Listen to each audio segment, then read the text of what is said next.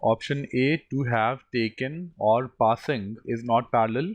When you have or as a conjunction, the two things that or is joining, they have to be parallel. To have taken and or passing are not parallel. A can be eliminated. To have taken or to have had passed, the usage of past perfect tense is not required here. Simple past tense would do the job. This can be eliminated. Either to have taken or to have a special examination passed. This is unnecessarily wordy and awkward, and with no worker of Macmillan being, this is also unnecessarily wordy. This can also be eliminated. Now, between D and E, same problem in the second part, last part. This is unnecessarily wordy and awkward the way this was. Although from here to here is the same as option D. The only difference is this has a semicolon, this has a comma. This is cause effect relationship, therefore comma and then ing form is okay, but this is unnecessarily wordy and awkward. The point is that D is a very fair choice. You cannot eliminate this and choose some other choice. D is the best of the lot.